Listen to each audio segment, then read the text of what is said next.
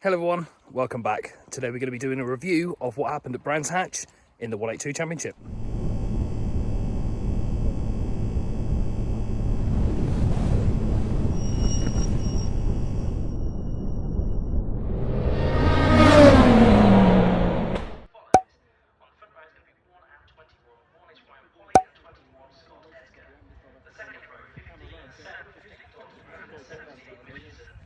So yes, hello everyone, I have just finished work and I thought I would take a walk in the lovely Scottish weather and just contemplate on what happened exactly at Brands Hatch 3 days ago. Unfortunately, it didn't go to plan and we're going to dive in and see what happened. Big slug. So the track I was most looking forward to doing, unfortunately, has turned out to be the worst race that I have raced in a while, or actually since I've joined the K-Tech Racing 182 Championship. Finishing 15th in both races. I actually had a really good qualifying, well, as good as it could be. Unfortunately, on lap one of the guys had come off at turn one, and that caused all of us to be under double wave yellows for pretty much the entirety of the qualifying session.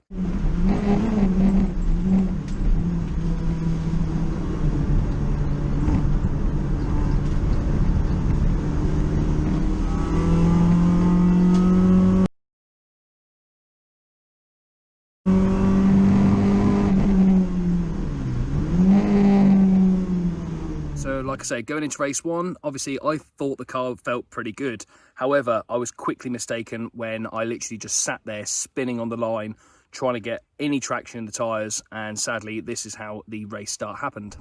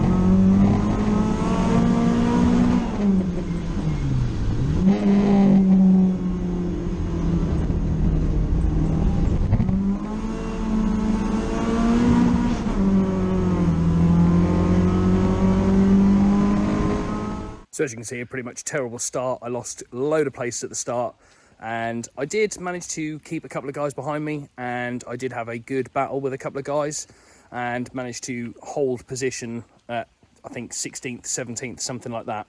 I did manage to keep up with the pack that was in front of me, and I did make another overtake.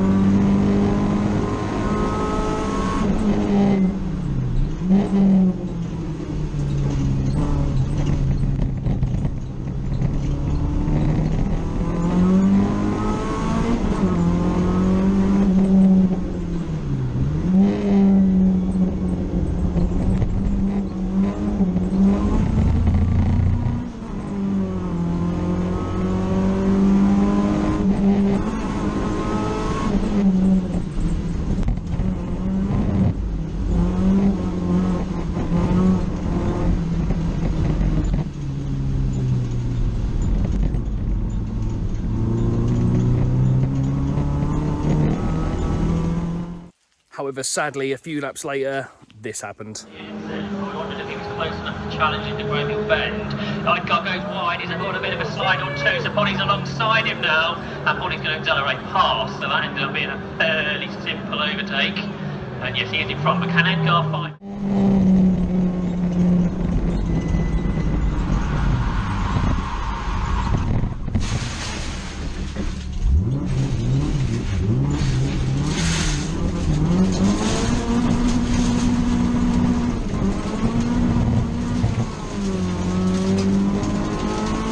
Sadly, the glorious Scottish weather has made me come back to my Travelodge room.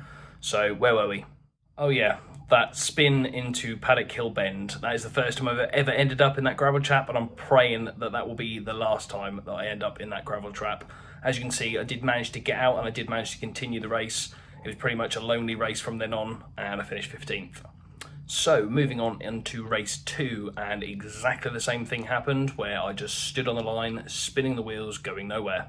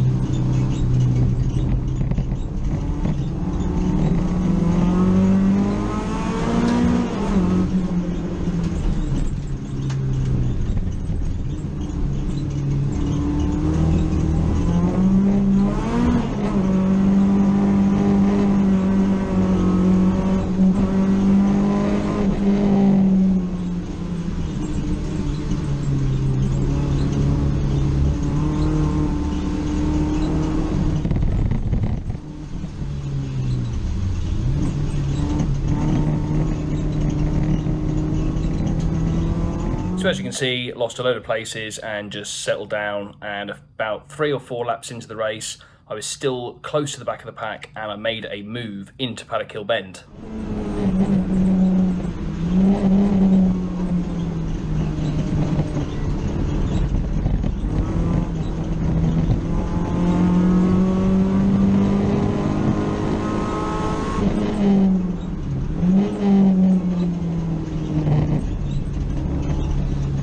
And sadly, that was pretty much it for the entire race until the very last corner on the very last lap, when I managed to make another overtake, put me back up to 15th.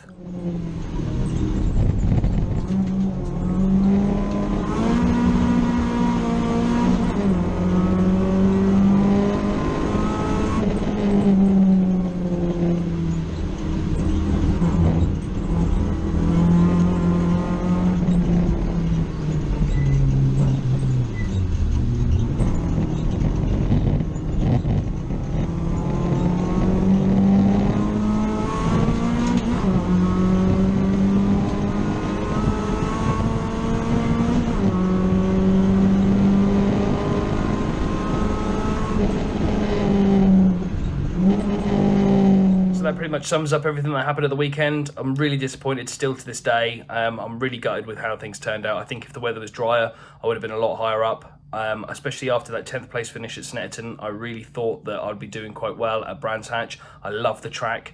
However, with that lack of knowledge that I've got in the wet, I think that really did stump me a little bit, and that put me behind, and probably deserved to finish 15th on just lack of knowledge. So hopefully we're going to be going to Alton Park next, and that's going to be a tricky track for me because I've never actually done it in real life. I've done it plenty of times on the Xbox using my sim at home. However, obviously in real life it's very much different. So we're going to kick on there and see what happens. The other thing I've done is I've put the Mark 6 Transit in for its MOT, and we're going to get that swapped for the Mercedes Sprinter before Alton Park. The Sprinter is going to be a lot easier for me to travel backwards and forwards to race weekends in, because I'm struggling quite a bit at the minute with the Transit, pulling bits and pieces in and out, trying to sleep at the back of it, trying to get everything covered up before I get into bed. So it's just costing me a load of time as well. So hopefully before Alton Park we'll have the Sprinter. Probably not going to have anything built in the back, so it's just going to be a blow-up airbed job, However, I'm really looking forward to being able to carry all my gear and keep it in the van. So until then, thank you very much for watching, and I'll see you in the next one.